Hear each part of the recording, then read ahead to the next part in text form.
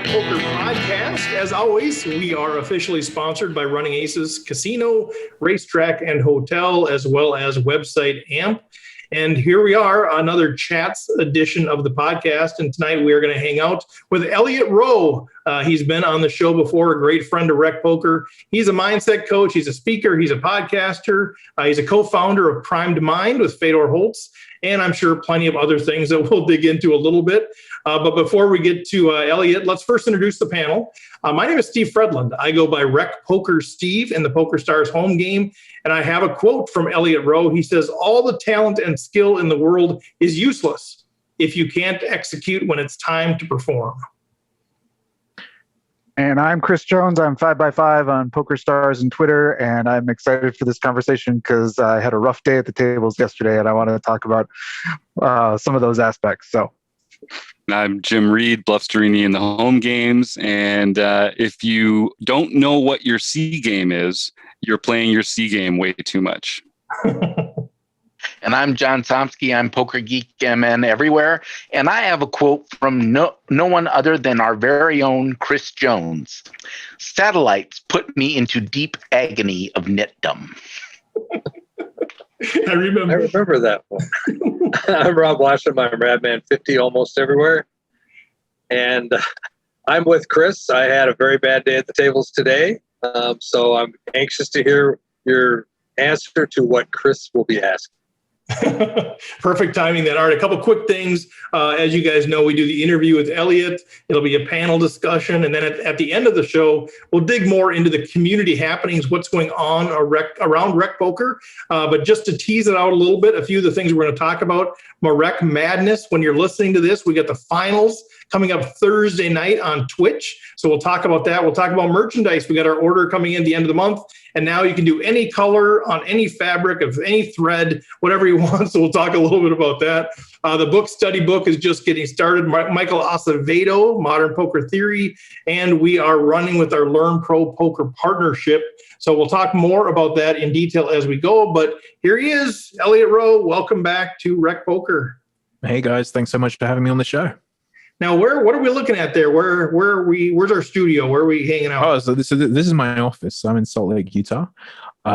So yeah, this is where I hide. Nice. Now I don't remember the microphone last time. It looks like you've kind of this is a real. Yeah, I've had it for a while. I was thinking that the sound was good enough through the Mac, but I've realized there's quite a big level up if you bother using a mic. So yeah, I'm trying to make sure I bother using this now. Nice. I'm probably going the other way. Like I've got my office upstairs, like a nice boom mic. My kids moved out finally because they were back from COVID. So I took over his bedroom, made it my office, and now I'm not sure if the sound is as good. So we'll test drive that on you a little bit here. Okay. So let's talk a little bit about what's going on. I mean, it's been a little while since we chatted. Any new projects? What's sort of the happenings with Elliot Roe? Well, I mean, I'm still the majority of the work I do is all the one-to-one coaching. So working with clients around the world, probably 30 to 40% is poker players, and the rest is people in different sports or people in business, people on Wall Street, traders, that sort of thing. We have Prime Mind, which we're still developing, trying to grow that app, which some of you will have used. We made that with Fedor Holtz. There's a big poker section in that, and quite a lot of it's free. And then I've got the A-Game Masterclass and Run It Once. So that's my big poker course. And then we have another course we'll be launching later in the year fully, which is more of a lifestyle course as well. So for business people, I'm still looking to work on their mindset, but not poker specific. And that one's called The Blueprint. But that's really the different areas that I'm working in right now. So how's the masterclass going? I know that was a project that I think you just recently wrapped it up last time we chatted. We've really enjoyed it. Yeah, it's gone really well. I think we've got close to 1,000 people in the course, great. Which is obviously great. It's really fun. I've been doing a lot of Q&As in there. So we bring on people and they ask the questions, and I tell them off and tell them they have to go and do the homework on the course and that sort of stuff. Right. But it's been really nice to have something comprehensive that I felt I could point people towards. That's really this is what I've seen that you need to do if you want to be a professional poker player, and really walking them from a mindset point of view through the videos. Like, you need to do this, you need to understand this section, this is how you prepare, this is how you study, etc. And being able to send people to that obviously means that I can help many more people than I could possibly help doing one-to-one sessions. So it's been really strong. Yeah, and I'm curious, what you've learned through that process, because obviously the one-on-one coaching is great. It's people can engage with you directly, get the help that they need specifically. But I'm a business coach, so I get it. There's something different that happens when you do in the masses of people. So now that you do this masterclass, and you have 1,000 people taking it, and you're getting a response on that. Has anything surprised you as far as what the masses are dealing with, or the questions they ask? Anything that's sort of like different than what you would have expected given your one-on-one coaching? I guess it's not a different expectation, but there's obviously there are a lot more people in that course who aren't necessarily high-level professional players. So a lot of it does come down to like mindset issues regarding dealing with variance and accepting the game for what it is. When it comes to the sort of the very high-level players, variance isn't really a topic in the same way. Because they're accepting it's a long-term game and it's just a career, and hopefully I'll make money this year. In my MTTs, I'm expecting to make a 20% return on investment, something along those lines. But definitely, I've certainly seen more in the questions that come through. My aces got cracked, or I was running a deep in a tournament, I was chip leader, I feel I should have won, but I didn't win. Those sorts of questions. So I just think that's something that a lot of players really need to work through. And obviously not everyone's a world-class professional poker player. There's going to be a big difference, but that's certainly the most obvious thing that I see. And then the other thing is, when we see people follow the process and make the adjustments in their life, and there's a lot of things to look at in that course, even things like sleep and exercise and getting their study, and really how quickly a lot of their results turn around with the soft skills that aren't all necessarily poker technical skills. So if they've just prepared, they've gone to the bathroom before they've started, they actually have a plan for what to do on their breaks, they journal afterwards, and they set themselves up, like the impact that seems to have on every level of poker player is pretty extreme once all of those boxes get ticked. Well, you mentioned variance, and I know it's a great segue for Chris and Rob maybe to share a little bit about their recent experience. And I know Chris is a very logical person. He knows, this is I'm supposed to get these aces cracked, and these can't crack so often. It's just how it's supposed to work. But it's still, as a recreational player, it still sucks. And maybe Chris, talk a little bit about your experience and. Well, Elliot, so like this, I mean, I think, this is not me trying to share all my bad beat stories or whatever, but, what I think, so yesterday I had, I think I meditate regularly. I exercise before I play. I try to eat right. I really come to the game just thinking the only thing I can control are the decisions that I make. Everything else is sort of out of my. So like I think of myself as somebody who deals with variance and like, oh, yep, my aces got cracked. Yeah. But so yesterday I had probably the most unique sort of run of poker that I think I've ever had, where I was in a tournament. I built and it was a big field. It was like 3,000 players. I built myself up to top 5 in chips stack, and I got one outed, and then I'd go down to mid stack, and I built back up, and I got back up to a top chip stack, and my aces got cracked again. And that happened to me, and each time I was like, okay, just get back to it. Yeah. But at a certain point, this literally happened to me 5 times in a row, where like I kind of like I just built it up and built it up and built it up, and then I would I would get 1 or 2 outed on a river. And by the 5th time it happened, I noticed that like all the stuff that usually works for me to like maintain that sort of level was like no longer working. And it was impacting the way I was playing, and I was like now I got to get it back, and now I got to like do some things that are out of character or out of line. And I'm just curious about like, all of that's well and good, all those good intentions coming, making sure you understand that you have no control over these things and all that kind of stuff. But when you're dealing with those really rare instances of like, where it's just kind of like just the really bad run, like what are some recommendations that you'd have for players when what are some ways to prepare yourselves to be able to sort of deal with those and bounce back from those and be able to sort of like, okay, we're just going to keep going. Like what are some things that you coach people around with that kind of thing? I mean, well, the first thing, well done, because it sounds like you dealt with it 5 times before it impacted you. So, I mean, you're probably not giving yourself credit for that. So what you managed to do is 5 times you managed to build a stack by playing good poker. You got unlucky and you had to rebuild the stack again.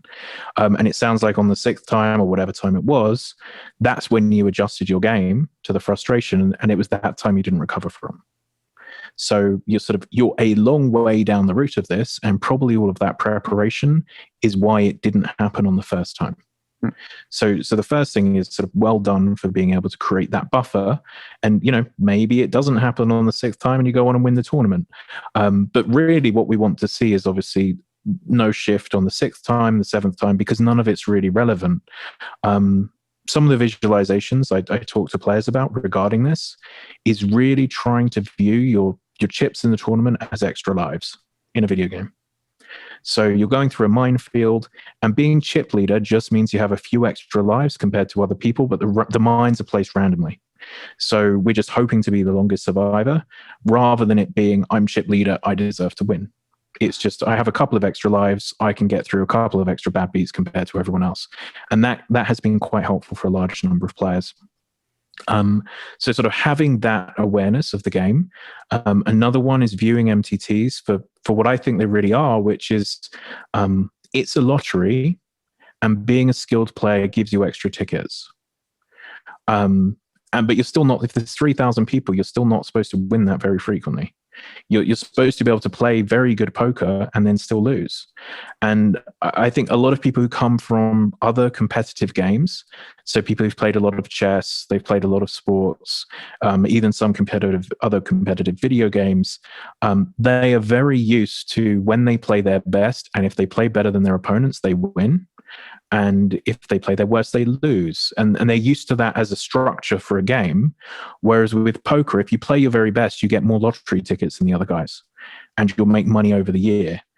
And I think having those things as a framework in the background of like, oh, I'm trying to get my extra raffle tickets, rather than I'm going to play my best, I am going to win today. Because that's just not how this game works. And if it did work like that, there would be no money in it whatsoever. And these are probably things you've heard before, but it's really sort of the deeper you can ingrain these as truths, rather than see them as, oh yeah, that's a nice concept, but this is literally how the game of poker works. There's 3,000 people. If you win it 1 in 2,000 times, you've done great. All right. And people don't see it as I've done great if I win it 1 in 2,000 times, because I was chip leader 3 times in this and I didn't win. Another thing that might be an amusing story, but I work with a lot of clients, and oftentimes those clients are playing in the same tournaments. And I've had calls in the past where I'll have 3 clients who've been in a tournament. They've all been chip leader at some stage, and they're all complaining that they didn't win and they were chip leader. Now, it wasn't possible for all of them to win, but everyone feels that they got unlucky, and if they played well, they would have won it. And I think if you start, as I say, it's like this reframing of what MTCs really are and how you make your value. And it sounded like you did a great job. You got sort of 90% of the way there, but even if you hadn't had that bad beat on the 5th time or the 6th time, we still have to get very, very lucky to close that out. And oftentimes everyone except the winner feels like they got unlucky, and it wasn't fair. How does that help, Chris, as an understanding of this, the sort of the way that I frame it and the way that I view this? I've never actually heard the lottery ticket example, and I love that. I love that idea, because it's sort of like it is. It is exactly what we're describing, right? In a poker tournament, is that even the worst, potentially a player who's never played before in their life, who shows up in a field full of killers, they could still win that tournament, and they probably they just have less lottery tickets. So I love that.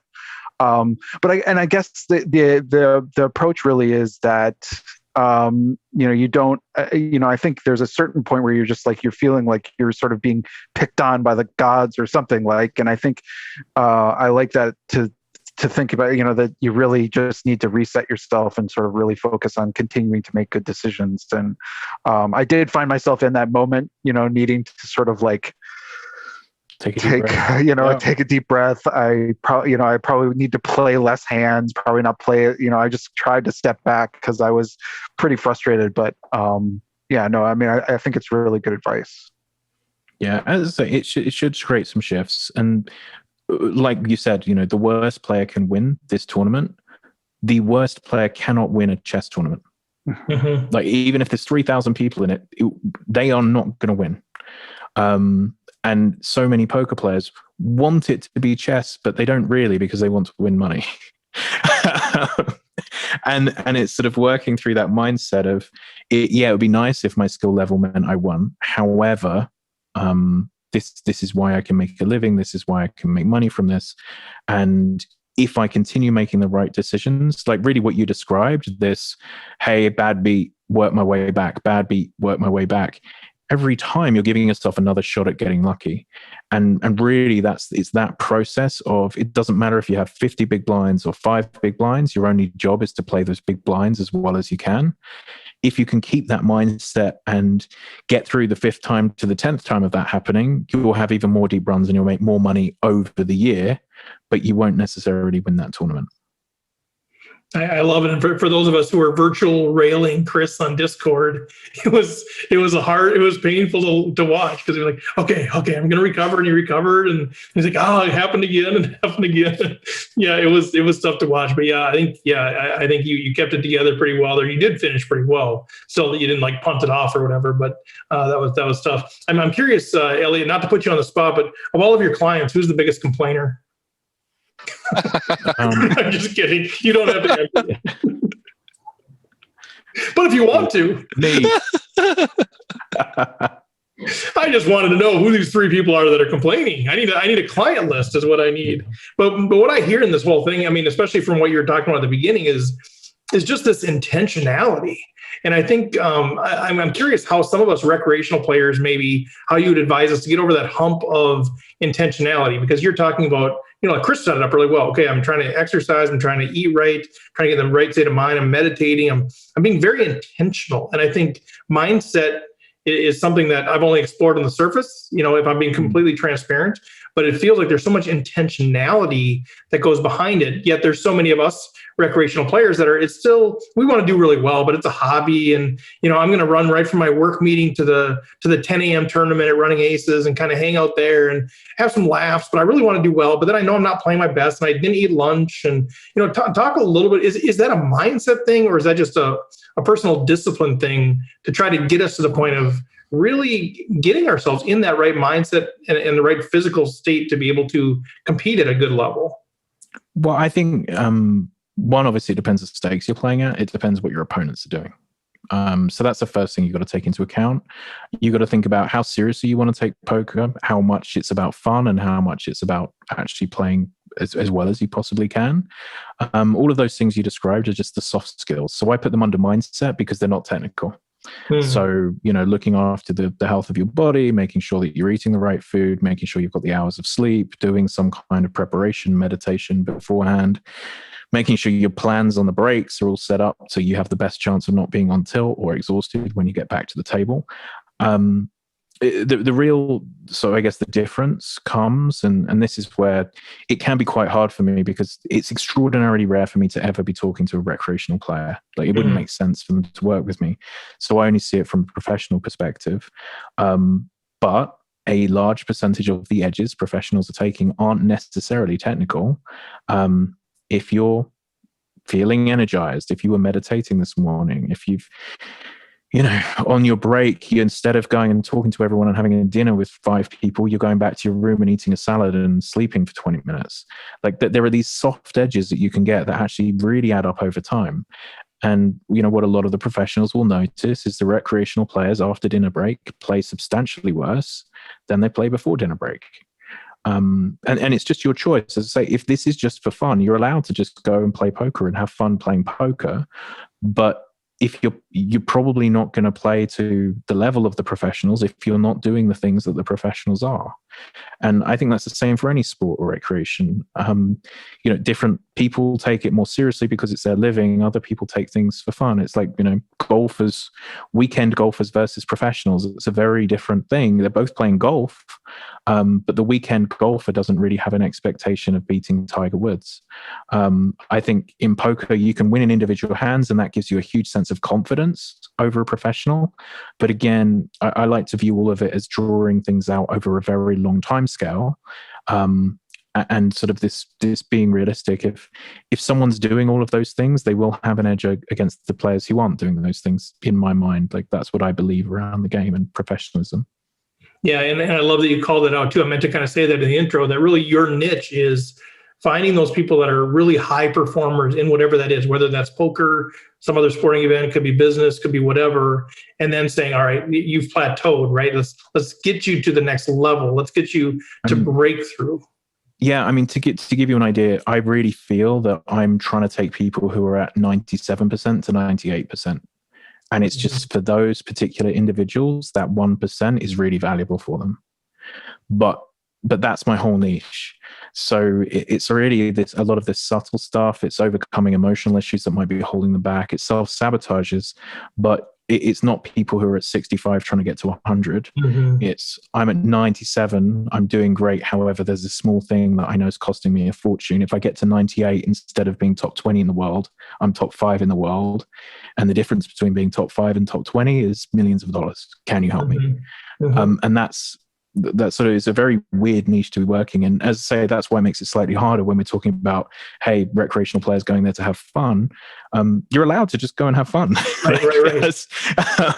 But it wouldn't be what I'm talking about with people on a day-to-day basis. Right. But I think there's some really good insight that comes from, because when you're talking about, okay, taking people from 97 to 98%, as you're talking about the people that are at 97%, I think we have a lot to learn to go, okay, I want to aspire. How do I aspire to be at 97%? So I think we learn through osmosis a little bit, like, okay, well, these are people that are already doing this stuff. And I think if we're out there listening going, well, I'm not even doing that stuff, I better get my stuff before I worry about that 1%. Let's get that 30% worked on right now. I'm kind of curious, as you deal with these high, these really high performers, wherever they are, what's been the impact of COVID on that? And you can take that any direction you want, whether it's what they're struggling with, how it's changed how you approach things. But what has been the impact of COVID on your work? I mean, a lot of the people saw growth in their business.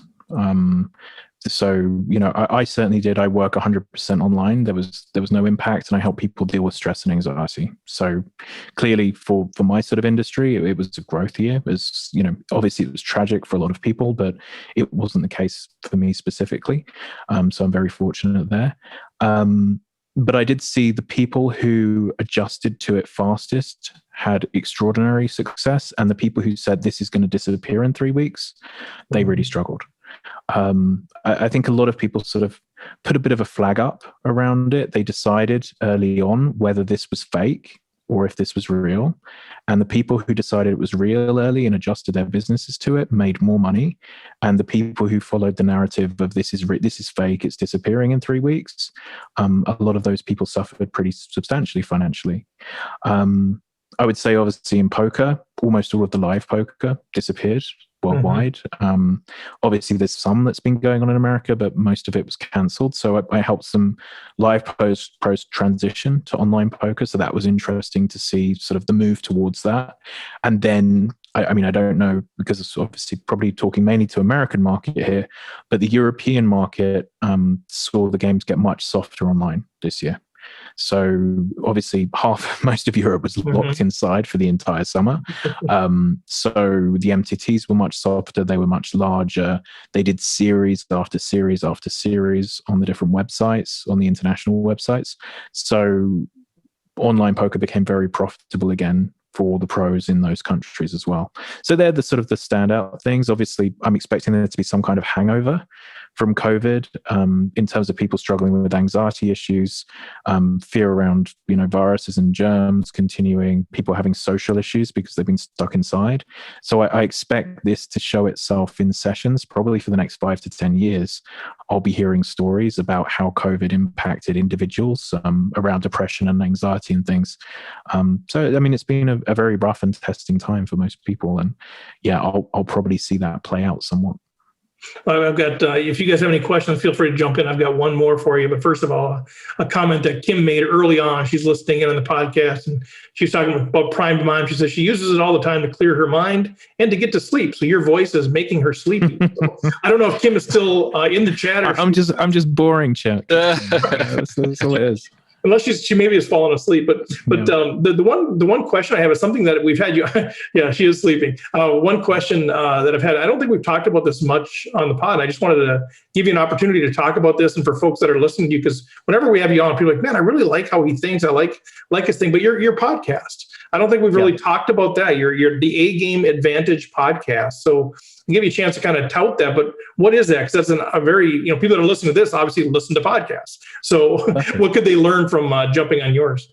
Yeah, so I've got a couple of podcasts. So I've got a poker-specific one called the Mindset Advantage podcast, and that one I just interview people in the poker world, and we talk about mindset, and it's just half an hour long, and we've had, I've had a lot of episodes, over 150, maybe 200 episodes, all of them the same format of just typically a high-level poker pro talking about what they've learned around mindset over their years in the game. But are they all? Sorry to interrupt you. Are they all clients of yours, or not necessarily? Not all of them are. A decent number have worked with me at one point or another. That's how I've got the contact, and that's how they came on the show. But not everyone. I saw you picked up Michael's book. I interviewed him on that book. So, that's one podcast I have. The other one, we changed the name. It was the A Game Advantage. It's now the Prime Mind podcast. We're just moving over the branding. And that one is high performer. Same thing, but much more business. So people running companies, founders of businesses, experts in different areas that might be useful. So health, nutrition, sleep, etc. So just trying to give people top tips on how to improve their life and get a little bit of a different take from different directions as to things that can help you become successful and find a bit of an edge in any area. So they're the two podcasts that we're running at the moment. Are both of the podcasts sort of geared toward the elite looking for breakthrough, or some of those more accessible to those of us who are at the 65% level? I would think that it's the elite giving away their secrets. Like sometimes I listen and I think, wow, like I wouldn't be giving this away. Yeah, exactly. So I mean, it really is one where if you're looking to get to the higher end, I mean, there's a lot of people who are willing to share a lot of information. So yeah, definitely the poker one for you guys. There are a lot of poker players who have given really, really excellent interviews over the years on that, and they have just said exactly what they did to become successful. And I think a lot of the time, if you just model the behavior of someone who's very successful at something, you can get yourself a lot of the way there. Mm-hmm. Love it, Jim. Yeah, I know everyone on the panel here is anxious to get back into live poker. I won't speak for them, but personally, I'm very interested in getting myself from 37 back up to 38%, which is, I feel like, a realistic target for me.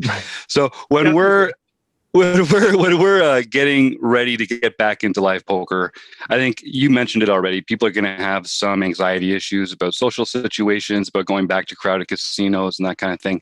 Do you have any big picture general tips for people that are trying to, they're missing live poker, but they don't want it to be a bittersweet experience. They want to just go in there and they want it to be like it used to be. And I think it's not going to be like that. So what can we do to help these?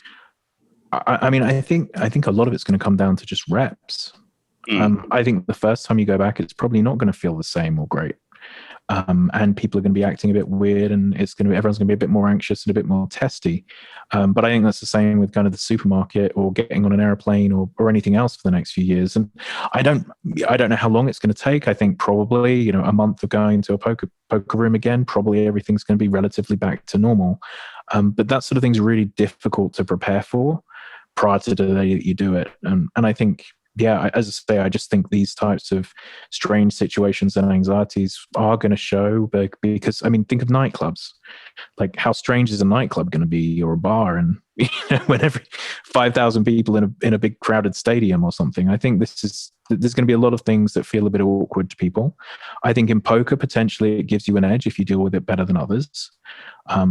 So there's something to be aware of there, that there could be an edge around this sort of situation. But the preparation, outside of visualizing it and just trying to calm yourself down, I think it's just going to be a case of getting yourself through the door as quickly as possible. Rinse and repeat, rinse and repeat, rinse and repeat, until that feels like normal again. Whereas, right now it's been quite different to that. That's so good. All right, so we're going to let you go there. I know we could talk to you for hours. Your voice puts some people to sleep. Some of us, not like you, Kim. Some of us are actually listening, trying to learn something from Elliot. But Kim. Well, just a sec. I just want to plug it. I also have used Elliot Roe's The Prime Mind podcast to help with my sleep issues. And his voice is very soothing. I would take it as a huge compliment, if I were you, that you have the ability to put people to sleep who have trouble with that. So I found the sleep course in there absolutely phenomenal. Thanks, man. I really appreciate it. I mean, I joke a lot, but we put it out there because we wanted to help people as much as possible. And the sleep thing is a big deal. Like, if you're not, we've all been there where we can't get to sleep. And yeah, so really awesome to hear that it's helping. So people that are listening, get Primed Mind, get the app. Most of it's free, or a good chunk of it's free. At least you can at least try it out there. Connect with Elliot, listen to the podcast. Maybe check out some of the courses he's got. Look at the website, ElliotRoe.com. But if people are also saying, okay, I want to keep connecting with you, is that enough? What else could they do? How else should they connect with you? Is there a newsletter? Is there Twitter? What should they be doing? Yeah, I think so. On the Twitter, I'm at Elliot Roe 1 on Twitter and at Elliot Roe on Instagram. And then I think if you sign up for Prime Mind, I think you can add to an email list, and then you get news about the podcasts as they come out and any events we're running and things like that. So the best thing is really sign up to Prime Mind, and when it says, would you like emails, say yes, and then you'll get all of the information as those things go ahead. I love it. All right. Well, we'll put all the information in our show notes as well. We'll let you know when it's out there. But Elliot, man, you've been a great friend of the show. Hey. And thanks for getting involved in the Recce's too. I know you did an award for the Recce's. That was no worries. We had so much fun. That was really fun. I thought that was a really cool idea. So yeah, we had so much fun. We had a bunch of people doing the videos and gave out a bunch of awards. It's just a real community building thing. So thanks for taking time to do the video for that. Hey, no problem at all. And thanks for having me on. Really good to talk to you guys. And again, anytime in the future, just hit me up. Sounds great. Well, we'll let you go. We're going to do some community happening stuff here, but you can just drop off, and we'll connect with you next time. Thanks so much. Have a great day. Bye-bye. Thanks, Elliot. Cheers. All right, guys. Well, let's debrief a little bit here. What stood out to you guys? I'm getting up to 38%. I feel like I've got what I need now. I'm going to climb that mountain. I kind of related to that what he talked about, people at 97, bringing them to 98. Whenever you get to a certain level of something, to go to the next level is so much harder. Mm-hmm. I remember when I first started playing golf, I was like a 28 handicap or something. I was horrible. And I worked and got my way down to a single digit golfer. And I kept working, but I couldn't get any better. It was just like you reach this point where you just can't, there's nothing you can do to get that much better. So, I mean, it was real easy to get from 28 down to 20 and then from 20 down to 13 or something like that. That didn't take a long time to do. But once you got down to those single digits, trying to get any improvement at all was almost impossible. So go ahead. You have to be really good. Yeah, and I think that's where a lot of people give up. I mean, I'm sure I've been guilty of it in my life too, but I've talked about this a little bit. I do some business coaching, and people take their business to, their small business, they take it to a certain level, and then they just sort of plateau. And that's as far as they can go on their own given abilities and experiences and whatever. Yep. And they don't seek the help, or they don't think anybody can help them because you don't really know my business. And I think, if they can do what they need to do, they can get over to that next level. And I think it's probably the same thing that Elliot encounters, or people that haven't taken on an Elliot Roe as a mindset coach. They think, well, who's this guy? He's not a world-class poker player. He's not a world-class a drag racing driver, so how can he help me? But he can help you get to that breakthrough. So I think it's true in all of it, right? We hit that plateau, and then what are we going to do? We're kind of at a crossroads.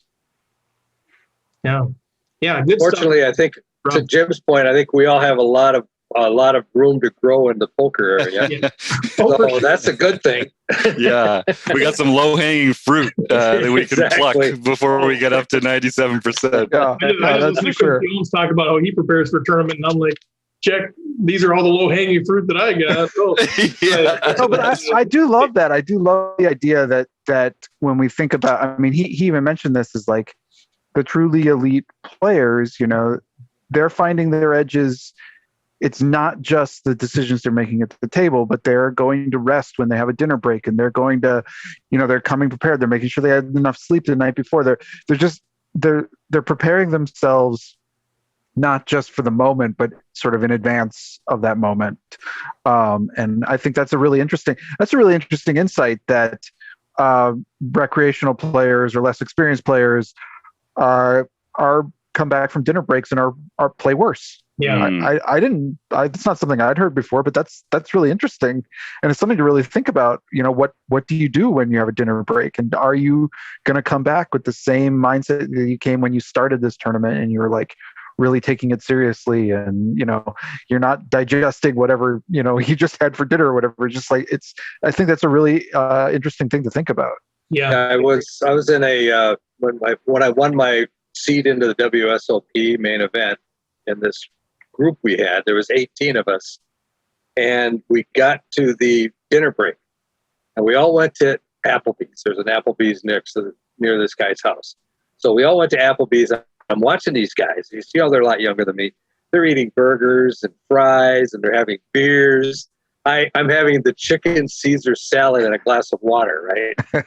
So we get back after dinner, and I'm watching these guys that had been eating the burgers and the fries and the beer, and they're falling asleep at the table. I mean, you could just see them nodding off at the table, and I'm wide awake and I'm ready to go, and I end up winning the tournament. So it definitely, I saw it in action. I saw it actually happen right in front of me. Mm-hmm. Mm-hmm. I was hoping the French fry eater would two out you. But it's a great lesson for all of us recreational poker players, because we have a lot of room to grow already. Like, we don't need to find really small edges. We've got tons of huge edges that we can still pick up. And so it's a great point for all of us, especially we're not full-time players. We're not full-time studiers. So our study time is limited as well. So I think as recreational players, it's really important that we study the right things, use our study time effectively, and don't buy into the fancy play syndrome where, you're spending an hour a week studying some obscure 5-bet, mixed range. It's not going to come up enough. Study the stuff that comes up all the time. Pre-flop ranges, flop action, board textures, sizing on C-bets. That's the kind of stuff where we are going to find ourselves in those bread and butter situations all the time. Those are the areas that we should be getting better at. Let's get better. Let's get some big edges. Let's eliminate some of these big edges and worry about that little stuff later when we're competing against other human computers that we're not right. One thing to think about too, about like Elliot Roe's type of stuff. It's about optimizing the way you think and the way you operate. So it really has nothing to do with poker per se. So doing some of the mindset advantages, while we may not be to the point where that is not the most valuable thing to make us a better poker player, it might make us a more productive human being. And so that might bleed over into other areas, or just having the right mindset to be able to make productive use of your study. That's one of the things I'm struggling with right now. I'm obsessed with another computing project, and that's making it really hard for me to focus at all on getting better at poker. So, there's, I think the mindset process can help anyone with lots of different areas. It's not related to poker. It's just related to life. Yeah, drop the mic. Let's go, Somsky. dropping the wisdom. But no, I totally agree with it. I think, the word that kept coming to mind when he was talking was intentionality. It doesn't just happen, right? We don't just wake up one day and we're disciplined and we're doing the right things and we're more productive and we're in the right mindset. I think it does take intentionality. So I think he can lead us there. Or I'll listen to you guys. You guys can lead me there. Well, Rob's our Zen master. Yeah, exactly. You're all Zen masters. So let's break there. We're going to hear from Jonathan Little. When we come back, we're going to do a Facebook Live. I'm going to try this. We're going to do a Facebook Live while we're doing the podcast recording. Oh, man. Just because we're giving away book or books. We'll let John we'll let Rob and Jim kind of set this up after the break. Well, let's hear from Jonathan Little. Have you ever wondered whether you should call a preflop raise or 3-bet instead? What do you do when you have a flush draw? Do you raise it or do you just call? What do you do with ace-king when you miss the flop? Are you tired of guessing about what the right play is with your particular hand? Well, my name is Jonathan Little, and I am a 2-time World Poker Tour champion and creator of PokerCoaching.com, where we offer over 1,000 interactive hand quizzes where you play a hand and then get real-time feedback from our world-class pros. Don't guess and don't stress. Just register for your free account at pokercoaching.com/recpoker right now. All right, there it is. So we are on Facebook Live right now. We're doing this recordings. For those of you who are on Facebook Live right now, we'll see if this works or not. We're actually in the middle of recording our podcast. We just got done talking with Elliot Roe, a super fun conversation. And we're jumping on to Facebook Live to give you guys an idea of what you're missing out on if you're not a premium member. You could be here with our other members listening into this stuff, but we are going to be giving out copy. One of you guys set it up. Michael Acevedo's book, Modern Poker Theory. It's the new book club book study coming up, and we are going to give away a couple of these books over a period of time. So, Rob, why don't you set this thing up? What are we doing here tonight? Well, we've got, fortunately, our buddy Chad McBean gave us a list of the people that shared and liked the tweet that we put out there on the poker. And if we had, I think, like 16, 17, 18 people on this thing. So I wonder if Jim has one of his. Oh, I knew he would. I got the nerd die right here. I got, and we got 21 people in the contest, but four of them I know they've already got a copy or they're on the panel. So we're cutting this down. And one of them is the author of the book. I don't think he needs one. I thought Michael Acevedo might not need a copy, so I didn't want to put him back in the draw. But see, people, we needed a few more likes here because then Jim would be stuck. Like, what would he do? That's true. He wouldn't have the right dice. We'd have to give out more than one copy, I think, Chris. Okay. That's what we'd have to do if we got more than 120. Exactly. So shame on you, Rec Poker Nation. You were so close. Oh, you were so close. But here we are. I've got the names down here in alphabetical order. Let's roll the nerd die, hoping for a critical hit. 13, 9, 10, 11, 12, 13. Forbes. At Forbes, P-H-O-R-B-A-S. Nice. Congratulations. That's a Twitter handle I don't recognize. So that's a Twitter handle.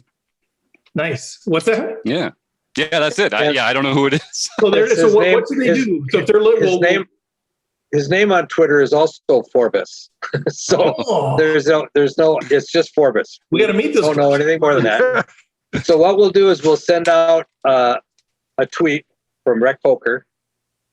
With his name and saying that he's won and to probably contact Jim. Sounds good. To get and then we'll ship them a copy of the book and they can join us for the book study. Yes. How fantastic. Sweet. All right, we'll end the Facebook Live there. Congratulations, Forbes, whoever you might be. All right, well, good stuff, guys. Okay, so what? Let's talk about the book study. Anything else that we should know that our folks that are listening to the podcast should be aware of? Well, by the time you hear this podcast, we'll have already had our first session, which is 2 days from when we're recording this.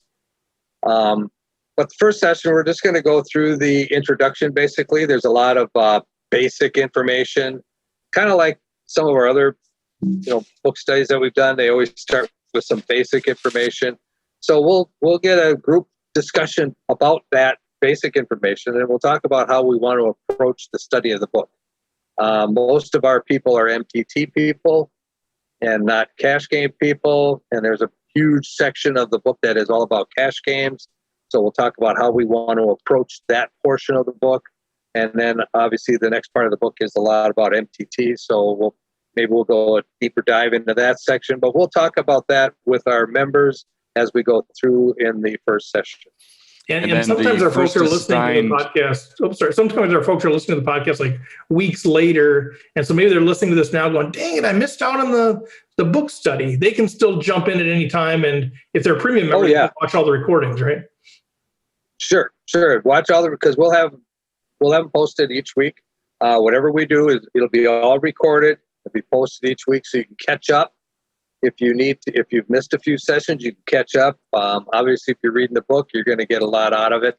And then join us if you have an opportunity to join us during that book study, because that's where we get into the interactive. I mean, everybody is involved in it. We're back and forth, and we're talking about the subject matter. We're diving deep into the rabbit holes where people are asking questions about this. Well, what about that? And then we're all answering the question. It's not. None of us are experts at the book other than Michael Acevedo, right? So we're all, asking each other questions and trying to do a deep dive into trying to understand what it's all about.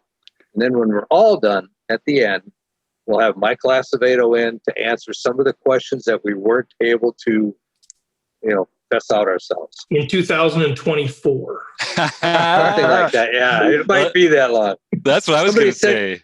Somebody said COVID will be over by the time we're done with this thing. It's going to be a long one. So even if you are a little behind in your podcast episodes, you should jump on and get involved. Even if you're only a couple of weeks back, the first one where we'll actually have a signed reading isn't until April 7th. So you've even got a little time before then. And yeah, we're going to be on this one for a while. So don't be afraid to jump on and catch up. The train's going to be moving, but it's not going to leave the station for a while.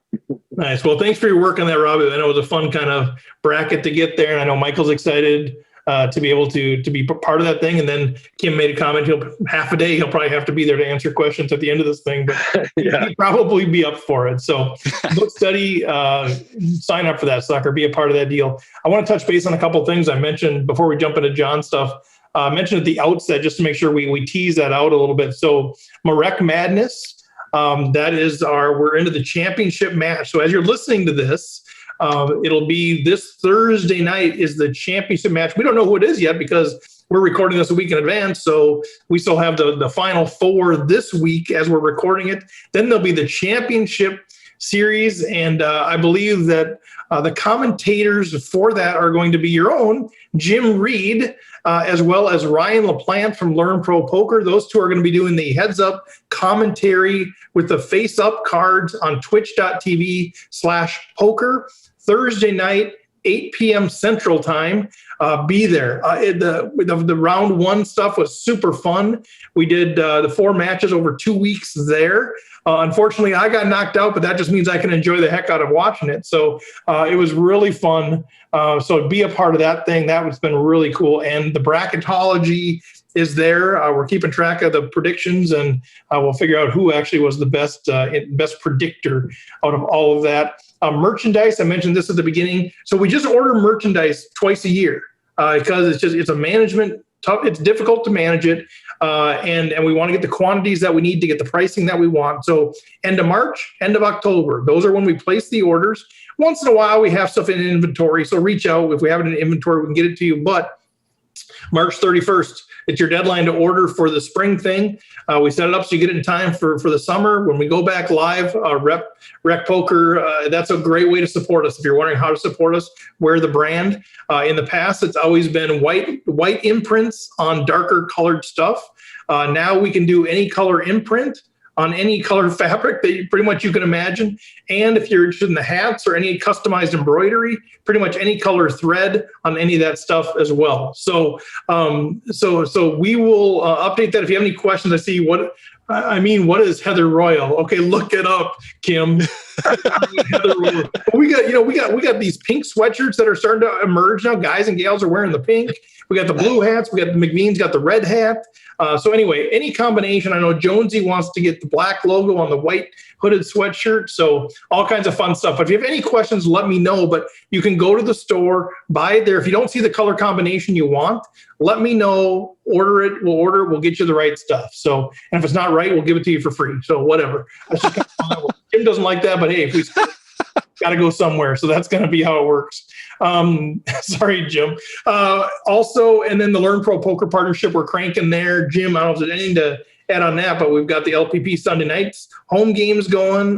We've got some other things in the works with the study group.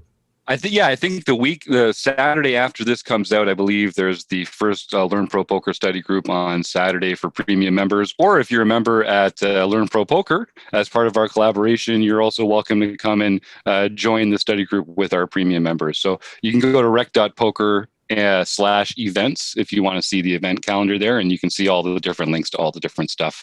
But we're really excited about this Learn Pro Poker stuff. It's great getting Ryan more involved in our scene, getting more of the LPP members in the forums and chats and stuff like that. So it's great seeing it all come together. And we've seen an uptick. We've seen more. We're always getting members coming in, but we're seeing more members of the Rec Poker site. So if you're part of LPP, you're saying, let's check out this Rec Poker thing, whether you want to play in the home games or not. Yeah, go to the forum, start engaging there. It's so much fun. And I'll just, whenever I can, I use this as an opportunity. Community first, right? We're a poker learning community first. So if you're looking for a community where you can come in and berate people and talk to people about what idiots they are, you're not at the right place. Move on, carry on to the next group. That's fine. But if you want to be part of a community where we're positive, we're encouraging, we're learning together with good relationships that are going to last a lifetime. We are what you've finally been looking for all those years. You found it. It's Rec Poker, it turns out. All right. So, Mr. Somsky, maybe it's time for you to talk a bit about the home games. I can certainly do that. First, we did have our No Limit Hold'em champion, not the No Limit Hold'em. We had our mixed game series on March 10th. And it's shocking. I know everyone is surprised, but Patty 98 did not win. He did, however, come in second. He did. He came in second. I was laying 1-2. So, and we had aces. 5-4-3-2-0. Kathy Chang got her very first mixed series victory. And go ahead. And I can't let you get all the way through it, John, without cutting in here somewhere. I was chatting with Kathy in the DMs. She is so excited to be able to dethrone Mike Patrick for 1 month of mixed champion. And she's gunning for you, Mike. She has set her goal to be the mixed player of the year. Oh. And to bring in the female performance of the year. Yeah, I love it. So Kathy is setting her sights. She's aiming for the king. She's going to make it happen. So Kathy, thanks for listening, and thanks for all your great reaching out in the Rec Poker forums and in the DMs and stuff. And congratulations. Way to go. Well, and this isn't just a flash in the pan. I remember when she signed up for the league, she sent me a personal message asking about when the mixed games were going to be, because she was seeing just the daily series and wondering, where the mixed games were. And I explained how the mixed series works. So she's definitely interested in that. Rob, did you have something there? I was just going to say, it sounds like she's aiming to get a recce next year. Yeah, I was going to say, somebody should tell Jill Burke. I think, wasn't she our... Yeah. We had a really hot competitive thing. I think was Jill or Kim. I don't remember who got female performance of the year, but somebody should tell Jill that she's in their sites as well. But yeah, I think if we get Maria Ho back, that's kind of a pretty cool thing too, to get Maria Ho to announce the female performance of the year. But yeah, I think it's an early front runner for upset of the year. What just happened here. And we're having some fun with Kim in the chat here too, because there's a pretty stiff competition for female performance of the year already brewing up. So I'm excited to see how that develops. I love it. Yeah, who knows who it'll be, but that was pretty exciting for Kathy. And sorry, Mike, for your second place finish. That's gotta be disturbing. That's tough coming in second like that. Well, and then, of course, we also had our daily series Tournament of Champions. And Apple O' My Eye, Harold Berry, got his very first silver pin. Nice. Winning the daily TOC. Then Gloves 1010, Colin Anderson got his second standard victory of the year. Cows 2902. Kurt got his first victory for the year. And Gibber, just so you know, Kurt, I haven't met you, but I took a lot of heat for letting you win. And I'll just let you use your imagination for who was giving me a lot of heat for letting you win that.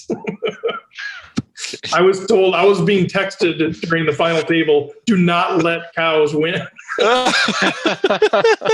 I faded away. Yeah. No comment. Then Gibber 3, Jim Gibson got his first daily series victory of the year. Nice, Gibber. Benmar, Elizabeth Bennett Martin. Elizabeth! Second daily series standard victory of the year. It's the free jet and training course. Everyone in the crowd is winning these tournaments. Just goes to show. Absolutely. Then Hawsey 8, Michael Hawes got his first of the year, 6th lifetime, but first this year. Jasper Jr., Patrick Berry. Nice. Won the daily mixed series. Gloves 1010, not to be undone, decided to also win, that's Colin Anderson, an international series victory. Nicely done. And then another regular, Keto Man 335, Kian Tavakoli, got his second international series victory of the year. Nice. And for our LPP, Learn Pro Poker, we had Michael Babker. So there, Michael, look at the post. There is KL Cleaton's email address there. So contact KL and he will work with you to get you your prize for winning the LPP Sunday event. Love it. Yeah, there's a lot of free jet and participants all over this thing, man, just crushing. And I know Chris and others that were part of that course are crushing online. But heads up, Colin Anderson, I mean, fantastic. So I think he also took second in another one of the Saturday tournaments too. So I think he almost had that rare 2 in 1 day sort of magra 44 level. That is rare company. And can only really do that on a Saturday anyway, right? Yeah, that's true. Once per week. That's true. And just a quick reminder for those of you who are going, okay, I won the pin. How do I get the pin? How does that actually work? We keep track of all the pins that have been earned. So you can earn 1 pin each year per series. And then you can win those are for the bronze pins, and you can win the silver pin. We keep track of how many you've earned. We send them out free of charge to those who are premium members. Or if you've ordered merchandise, then we look back and say, how many pins do we owe you? And we send those out, or send us $10 and we'll send you whatever we owe you up to that point. So that's how you get the pins. But if you don't claim them, they don't disappear. They're still yours. They're still earned, and we'll get them to you at some point in time. Sweet. Well, thank you, John, for all the work on that deal, of course, as always. So what else do we got to talk about, guys? What else is going on? Seminar stuff? Anything we should be aware of there? Just know that April's going to be, we're going to be talking about turns and rivers. So it should be kind of continuing some of our post-flop conversations from previous seminars, but we're going to really focus in on some tricky turns and river spots, common mistakes, things like that. I think should be a good conversation. And I know I mentioned this last week, but we've got some new groups at rec.poker. So if you're in the rec poker community, whether you're a premium member or a community member, over on the left on that red bar, you can see a page for groups. And particularly the premium members, we've got some premium groups there that kind of have all the learning material for that area all tidied up and bundled inside with its own little forum. You can upload documents and share things like there. It's a great place to kind of get all that information, links to the study groups and that kind of stuff. So even if you're not sure you want to get involved, go over to the groups page and just join a bunch of groups. What's the worst thing that could happen? Maybe you'll find someone you like. You never know. Leave them afterwards. Join them, leave them if you're not happy with it. No, good stuff there. So just a couple of reminders from me. So tonight it's Tuesday night. If you're listening to this when it gets released, Tuesday nights, if you're a premium member, we got the OPA, the online play and hang. You play the home game, you jump in the OPA, you just hang out, have a few laughs. Nobody can see your whole card. You're just hanging out, having fun. Usually the people that join the OPA, somebody ends up winning the thing. So there's some run good that comes with that deal. Definitely. Basically, you know who I'm talking about. But also Thursday nights, just a reminder, that's our Twitch night. Normally Taylor Moss streaming on Twitch. This Thursday, based on the release date, It is the finals, the 2 out of 3 too. So it's not just a single match. It'll be 2 out of 3 of the Heads Up Marek Madness. Getting some great feedback. People say, how can I join this? I think we're learning some things. So hopefully we can expand this for the next time we do it. But people want to do the Heads Up bracket thing. And am I dreaming, or am I actually going to be joined in the booth by Ryan LaPlante next week to do, or that on Thursday night to do this commentating for these? Actually, Ryan's going to be joined by you, is how this works. Let's not hold him on a pedestal. You're not joined by Ryan. Has the pleasure of being joined by. Oh my! No, that'll be fun. You guys might need your own microphone and audio channel for that one. Looking forward to that. That's like a dream come true. What a dream. So much fun. All right. So anything else for the good of the order, guys? I know the episode gets long, but a lot of good stuff happening. Elliot Roe is a blast. So check that out. All right, guys. Well, let's cue the music here. Go to rec.poker. Thanks, Elliot Roe. Thanks to the panel, Chris, John, Rob, and Jim. Thanks to the guests who joined us, the members in the chat. That was fantastic. Thanks to Renee for Racetrack Hotel.